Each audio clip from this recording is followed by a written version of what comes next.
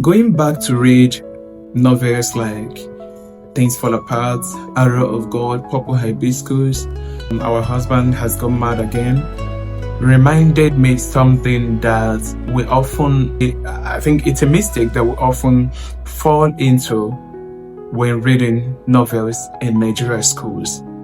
And these mistakes are sometimes pioneered by the teachers, because sometimes when we read literature, novels in book, we think that the author's purpose of writing those books is so that they can be included in the WAEC syllable or in the school examination syllable. No, I think first and foremost, the reason why the author of those books wrote is because they think they have an idea they want you to learn. They have a message they are trying to convey to you. And whenever we miss this point of trying to understand the author's message, we have totally missed the purpose of reading of literature. Whenever we think that the reason why Chimamanda wrote, or the reason why Olaronimi wrote, or the reason why Shakespeare wrote, or the reason why Chinua Achebe wrote is so that the book can be included in the examination syllabi, we have totally missed the point.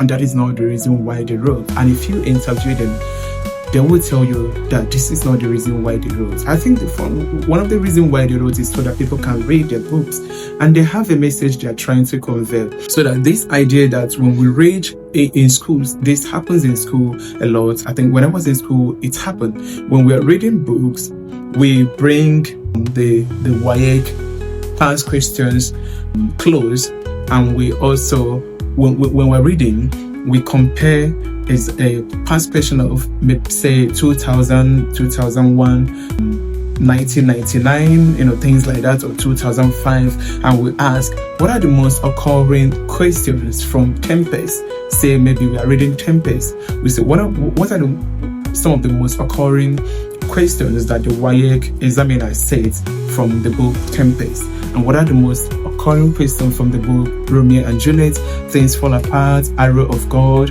Purple Hibiscus?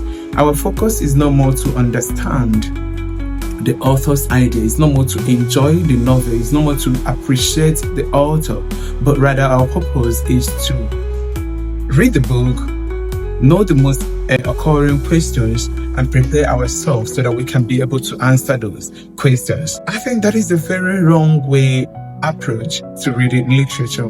We must be able to read literature and call ourselves to enter into the author's mind, into the world that the author is trying to paint. For instance, when we read Things Fall Apart, we learned that Okonkwo, because of his flaws, that Okonkwo has ego. He tends to be overly brave, and because of his overly brave character, he took part in killing the boy who grew up in his hut.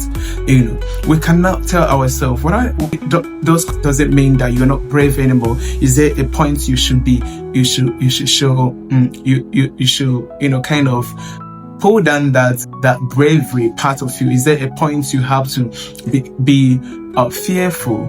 Is being fearful doesn't mean that you're a coward, But Okonkwo, he does not think like that. He wants to be praised by the people. He wants to be praised by the community. And this was what caused his life at the end of the story. So when we see such people in real life, we can be able to say, oh, this is Okonkwo. Or we can be able to say, oh, this is Ezono in the case of Arrow of God. So we should be able to approach the reading of literature, not to analyze or to over-critique it, to know, okay, learn more vocabulary or increase our perfect our spoken English, which is not wrong. But first and foremost, we must be able to ask ourselves, what is the author trying to convey?